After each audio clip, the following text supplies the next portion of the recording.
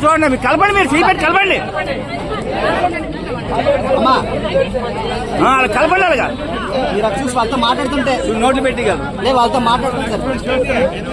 ఆయన పరిచయం వాళ్ళతో మాట్లాడుతుంది కాదు కదా. ఇలాంటివన్నీ కలిపి వేయించడం అనేది మనము ఒక పద్ధతిగా తీసుకెళ్తున్నాము.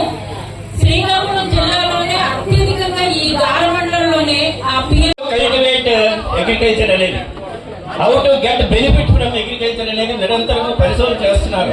ఎక్కడా దేనికి ఫుల్ స్టాప్ ఉండదు, ఈ సృష్టి ఆగదు.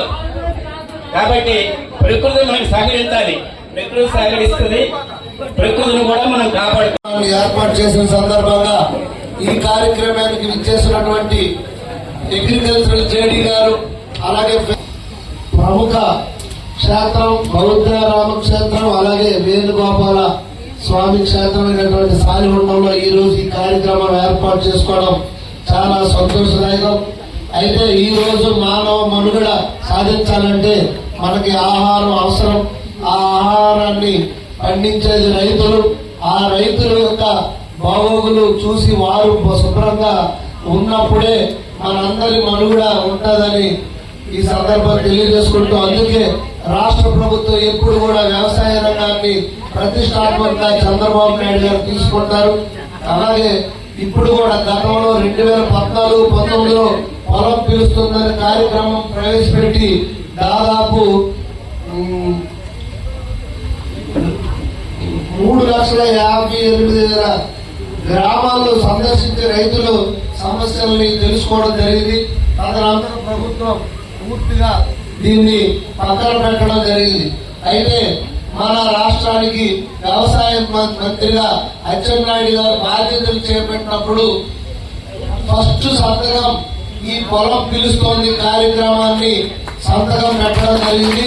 ప్రతి మంగళవారం బుధవారం రాష్ట్ర వ్యాప్తంగా రైతులందరికీ పొలం పిలుస్తోంది అనే కార్యక్రమంలో రైతులకి నాణ్యత ప్రమాణాలు పాటించి ఎరువులు ఎలాగ వాడాలి, ఇంకా మెరుగైన దిగుబడులు ఎలా సాధించాలి, వీటన్నింటిపైన అవగాహన కోసం, అలాగే ఉద్యానవన పంటలు ఎలా వాడాలి, ఈ పాడి పరిశ్రమ పైన కానీ అలాగే మత్స్య సంపద పైన అన్నింటిపైన రైతులకు పిలిచి అవగాహన కల్పించి వారికి ఇంకా మెరుగైన పద్ధతుల ద్వారా ఇప్పుడు ఈ ఎరువులు పొలాల్లో చల్లినప్పుడు కూడా తీసుకోవాల్సిన జాగ్రత్తల మీద కానీ, అలాగే తక్కువ ఖర్చుతో ఎక్కువ మనం డబ్బులు ఎలా సంపాదించాలి వ్యవసాయం ద్వారా అని, అలాగే యాంత్రీకరణ పద్ధతి ఎలా చేయాలనే ఉద్దేశంతో ఈ పొలం పిలుస్తుంది. అలాగే పొలం బడి కార్యక్రమాలు నిర్వహించడం జరుగుతుంది. అలాగే రెండవ సంతకం గత 5 సంవత్సరాల్లో ఏ ఒక్క రైతుకి ఒక్క పనిముట్టు కూడా ఇచ్చిన పరిస్థితి లేదు. ఆ పరిస్థితుల్లో ఆ రెండవ సంతకం మొదటి ప్రాధాన్యత పొలం పిలుస్తుంది కార్యక్రమం. రెండవ సంతకం మంత్రివర్యులు అచ్చెన్నాయుడు గారు ఈ యాంత్రీకరణ పరికరాలని రైతులందరికీ మళ్ళీ ఇచ్చే సబ్సిడీ ద్వారా ఇవ్వడానికి రెండవ సంతకం పెట్టారు. రాబోయే 2-3 నెలల్లో ఇప్పుడే జేడీ గారు చెప్పారు, మీకు ప్రతి ఒక్క రైతులకు కూడా యాంత్రీకరణ పద్ధతి ద్వారా వ్యవసాయం చేసుకోవడానికి మీకు పరికరాలు కూడా సబ్సిడీ ద్వారా ఇవ్వడం జరుగుతుందని నేను ఈ సందర్భంగా అచ్చెన్నాయుడు గారు మన అదృష్టం ఏంటంటే వ్యవసాయం, దానికి అనుబంధంగా ఉద్యానవన శాఖ, తర్వాత పశు సంవర్ధక శాఖ, పాడి పరిశ్రమ, అలాగే మత్స్య శాఖ, తర్వాత సహకార శాఖ, వరుస 6 శాఖలు. ఇవన్నీ మన జిల్లాకు ఉపయోగపడినవే. 90% మంది ఇక్కడ ప్రజలు దీనిపైన ఆధారపడుతున్నారు. దాని శాఖ మనకు రావడం చాలా అదృష్టంగా మనం అందరం భావిస్తూ, తప్పకుండా అచ్చెన్నాయుడు గారు ప్రతిదీ ఆయనకు తెలుసు. శ్రీకాకుళంలో ఆయన ఉన్నారు కనుక ఇక్కడ సమస్యలన్నీ కూడా ఆయనకు తెలుసు కనుక డెఫినెట్ గా ఆయా శాఖల ద్వారా మనకు మేలు చేకూర్చే విధంగా చేస్తారని తప్పకుండా మాకందరికీ నమ్మకం ఉంది.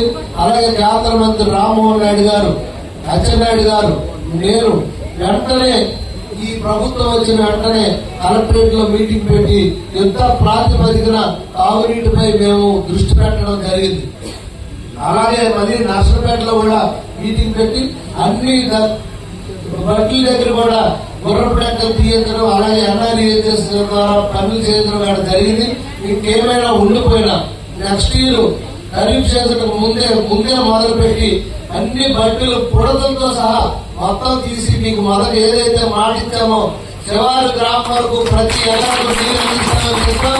ఆ మాట కట్టుబడి ఉంటామని కూడా నేను తెలియజేసుకుంటూ, ఏదైతే ఎత్తుపోతల పథకం ఇక్కడ ఉందో సాలిగుండం దగ్గర దాన్ని కూడా పూర్తి చేయడానికి మళ్ళీ నేను ముఖ్యమంత్రి వర్యులు అలాగే మన సాగునీటి మంత్రి నిమ్మల రామానాయుడు గారి దృష్టిలో పెడతాం. దీనికోసం నేను కేంద్ర మంత్రి రామ్మోహన్ నాయుడు గారు తప్పకుండా బాధ్యత తీసుకొని అది కూడా చేస్తాం. అలాగే అమ్మరవెల్లి దగ్గర ఉన్న ఎత్తుపోతల పథకం కూడా పూర్తి చేస్తాం. మన నియోజకవర్గ గ్రామాలు కనుక డెఫినెట్ గా దీనిపైన పూర్తి బాధ్యత మేము తీసుకుంటాం.